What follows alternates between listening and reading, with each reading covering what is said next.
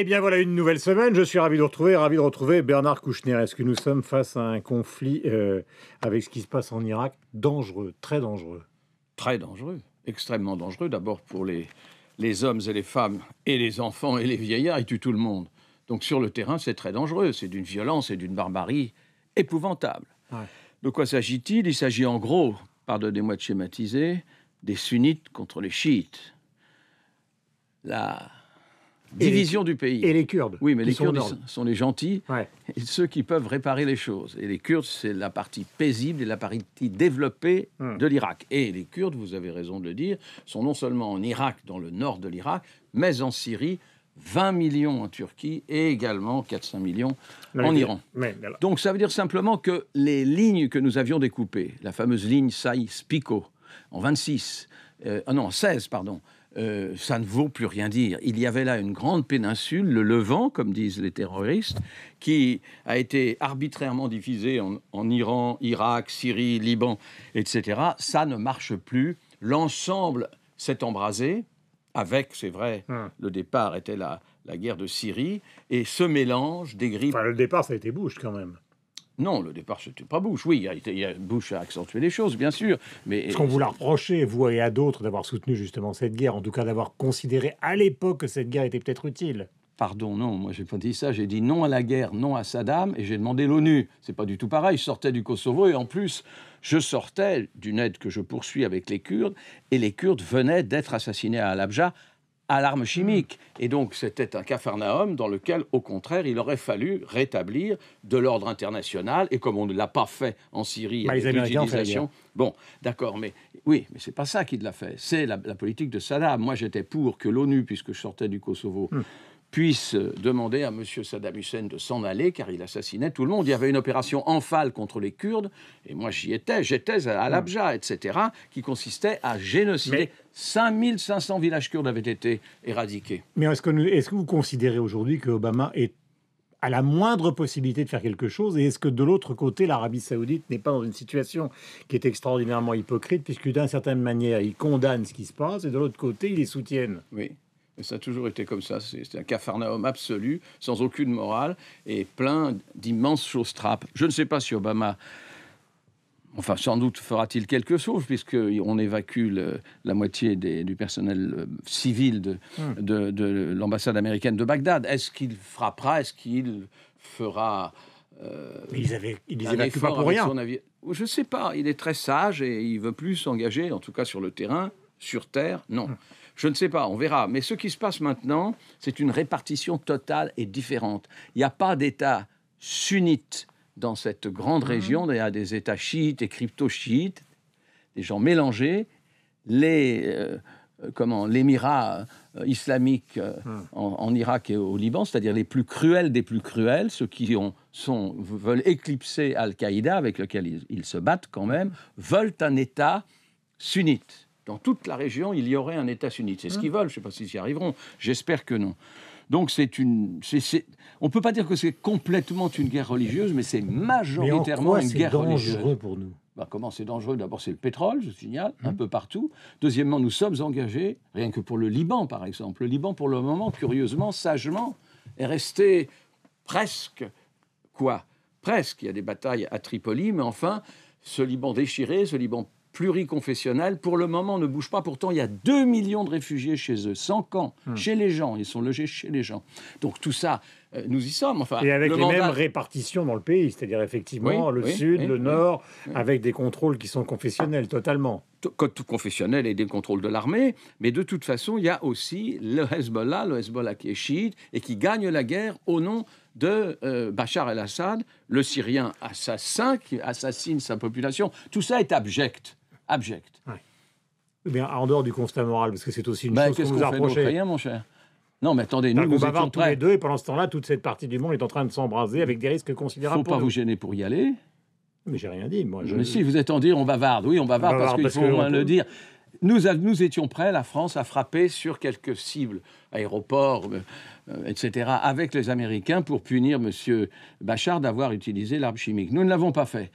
Moi, j'ai demandé, en criant beaucoup avec quelques-uns, qu'on intervienne au début de la guerre de Syrie, parce que là, les populations civiles c'est-à-dire les femmes, les enfants, les maisons, les quartiers, étaient complètement détruites. Et ça, c'est interdit suivant les conventions de Genève. Oui. Nous ne l'avons pas fait. Au début de la guerre de Syrie, il était possible, je crois, d'intervenir. Mais maintenant, c'est une Mais guerre... comme il y a beaucoup de gens qui, vous savez, considèrent que derrière Bachar, c'est les islamistes le seul choix, et que donc la situation que vous vouliez créer en vous voyez débarrassant que de tout Bachar... savez, vous voyez, madame, c'est pas nous, mais oui, je suis... Oui, mais d'accord, mais cette situation qui est la morale générale qui veut faire La disparaître... morale générale avec... Les dictateurs ont tenu des pays, et tout d'un coup, ces pays sont dictateurs... Alors, est-ce regardez... que vous préférez les dictateurs? C'est la question qu'on se pose. Non, mais cette question peut vous opposer avec Védrine, peut vous opposer avec... Ça, il y a longtemps que je m'oppose à Védrine, qui n'a même pas vu la guerre. Non, mais à d'autres... Non, le problème, il ne faut pas de cynisme avec tout ça. Si le cynisme l'emporte, évidemment, on dit, écoutez, ils s'assassinent entre eux. N'en parlons plus. Oui, ce serait de dire, écoutez, il y a toujours eu des guerres, celle-là ne peut pas s'arrêter tout de suite, et empressons-nous de ne rien faire. Donc, ce n'est pas une politique, ça. Ce qui pourrait être fait, et peut-être sera-t-il fait, c'est cette espèce d'accord entre, curieusement, l'Iran, les États-Unis et Poutine.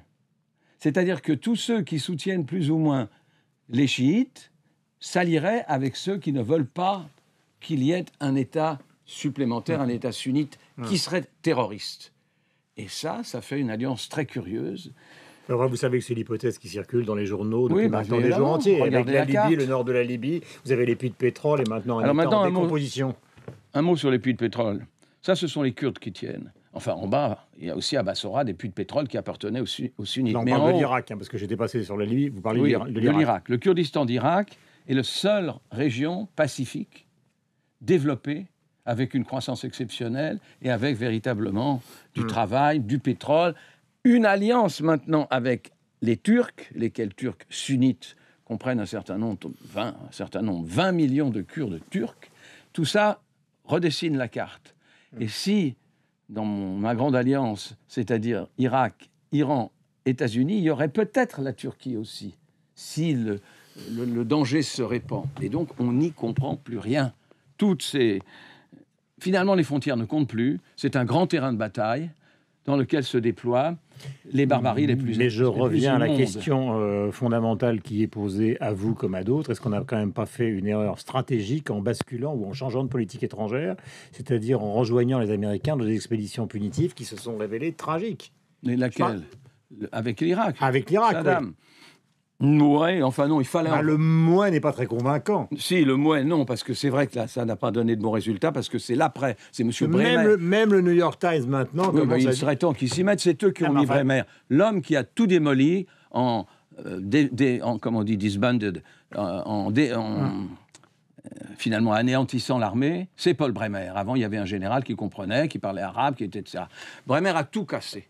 Jamais, quand on veut faire du peacemaking, c'est-à-dire non seulement reconstruire un pays, mais établir la paix, puis le reconstruire, jamais il faut se supprimer l'armée, puisqu'on n'a plus de moyens, ni la police. Il faut changer les généraux, et puis il faut ensuite faire une répartition. J'ai l'impression que vous ne voulez des pas répondre à la question de fond, c'est-à-dire pourquoi ils y sont allés, pourquoi on ne fait pas une sorte de ça, mea culpa générale. Bush a dit... Parce que la question se pose aussi pour la Libye avec Sarkozy. Pourquoi on a voulu débarrasser Kadhafi pour mettre au fond des gens? Nous avons le tort, Monsieur Durand, d'être du côté des droits de l'homme. Trop de massacres nuisent à notre esthétique.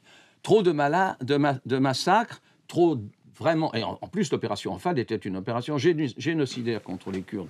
Tout ça, nous le supportons mal. Ça s'appelle finalement non seulement le monde moderne, mais la défense des droits de l'homme. Nous avons voulu le faire. Mais il y a plein de diplomates qui sont contre cette politique. Mais les diplomates sont toujours tout contre. Ça, vraiment, les diplomates... Vous disiez Védrine, vous le connaissez, Villepin, vous le connaissez, tous ceux-là, ils se sont trompés. Nous aidions le dictateur. Ils pensent exactement le contraire. Ils pensent que c'est normal, quand on n'est pas d'accord, c'est qu'on pense le contraire. Vraiment, ça ne m'étonne pas. Simplement, pendant ce temps-là, Saddam Hussein assassinait ses populations, non seulement les Kurdes, alors là, vrai génocide, mais également les chiites, alors qu'il était minoritaire. Alors moi, on peut dire un bon dictateur, c'est mieux que de grands terroristes alliés, c'est vrai. C'est à peu près le raisonnement c'est ça, c'est ce que pense Poutine. Parce qu'on n'est pas loin, vous savez, Poutine, c'est ça aussi. Mais vous n'avez pas répondu sur les conséquences pour nous. Mais les conséquences pour nous... Beaucoup de gens, c'est le terrorisme. Enfin, c'est non seulement la déstabilisation sur place, le drame pour les populations sur place, c'est quand même bien pire. C'est vrai. Et en même temps, nous, on n'arrête pas d'arrêter des gens qui vont faire la guerre là-bas. Il faut continuer de les arrêter, ils vont faire la guerre là-bas. Avant, ils allaient en Tchétchénie. Il y a toujours eu des espèces d'exaltation nécessaires pour les jeunes gens, c'est pas nouveau. Là, c'est le terrorisme, et le terrorisme le plus barbare et le plus sanglant, c'est vrai. Mais ne mélangeons pas les choses. Saddam Hussein était un bourreau de son propre peuple. Bachar el-Assad est un bourreau de son propre peuple, à qui on envoyait des armes, et les mêmes, d'ailleurs, c'est-à-dire ceux que vous avez cités, armaient Saddam Hussein pour tuer son peuple. Est-ce que c'était tellement mieux? Moi, je préfère la paix. Nous avons essayé... Mais on n'y est pas. Non, mais on y sera un jour, c'est comme ça. 7 siècles de retard. 7 siècles de retard. Mais vous savez, les guerres religieuses en Europe, c'était comme ça. Question, alors là on change totalement de domaine, je m'adresse à celui qui a participé à des gouvernements multiples et variés. Premièrement, est-ce que Valls a raison de ne pas céder? Parce que vous avez un parti.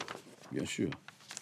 On ne peut pas céder après avoir cédé 5 jours et avoir, non pas poussé, mais radicalisé un certain nombre de gens, très peu nombreux. Vous parlez de la SNCF, n'est-ce pas? Et il a tout à fait raison. Ils vont finir par céder. Mais la gauche qui fait ce bras de force, vous l'avez connu quand vous étiez jeune, il y a très longtemps, au moment où vous étiez par exemple à l'UEC. Alors je sais, là, écoutez mon vieux, nous n'étions pas nés, ni vous ni moi. Non, d'accord. Ce que je veux dire, c'est que vous avez connu cette gauche-là qui justement conteste Valls aujourd'hui. Je l'ai connu, oui, mais vous avez totalement changé pendant des années. Écoutez, arrêtons les idées de service public. Est-ce que ça marche, la SNCF, avec tant de gens et tant d'argent? Il y a un sondage ce matin, les gens finalement se disent maintenant, faisons advenir un service privé, puisque ça ne marche plus. Eh bien, alors, vous voyez comme les gens changent. C'est pas la peine d'aller jusque-là, mais je pense que la réforme qui a été proposée est nécessaire.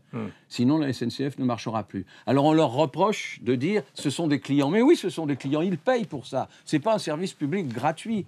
Donc, je pense qu'en plus, maintenir une grève le jour du bac, c'est vraiment, comment dirais-je, de l'inconscience, ou alors vraiment la fuite en bâton. C'est volontaire. Pardon? C'est volontaire. Bien sûr que c'est volontaire, mais ça se retournera contre eux. Cette grève est terriblement impopulaire. On peut comprendre que la SNCF, je ne sais pas, rejoigne le réseau, pardon, j'ai dit zéro, c'est pas mal.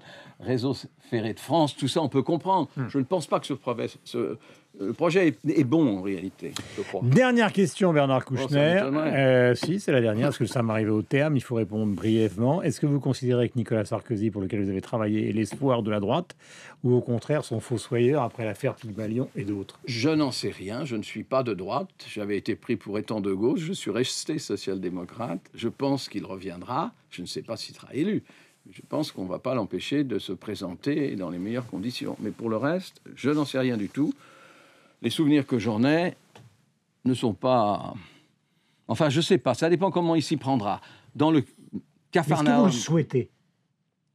Moi, je souhaite qu'il y ait un gouvernement stable. Moi, ce que je souhaite, c'est simple, c'est pour ça que je suis rentré avec 6 autres socialistes dans le gouvernement. Je pense qu'en cas de difficultés aussi grandes, de crise véritable, les Allemands, comme d'habitude, nous donnent des leçons, il faut une unité nationale sur des réformes. Il faut faire en sorte d'être un minimum d'accord. Gauche-droite, ça existe, pour les élections sûrement, il en faut. Mais entre la gauche et la droite, quand on parle avec eux, la gauche et la droite, qu'on dit républicains, comme si les autres ne l'étaient pas, eh bien, ceux-là s'entendent sur un minimum de réformes. C'est ça qu'il faut faire. Nous, on n'en prend pas le chemin. Merci. Bernard Kouchner était l'invité en direct ce matin. On va retrouver évidemment Magali et Christophe sur l'antenne de LCI, que je salue. Et nous retrouverons évidemment Sophie Paolini sur celle de Radio Classique.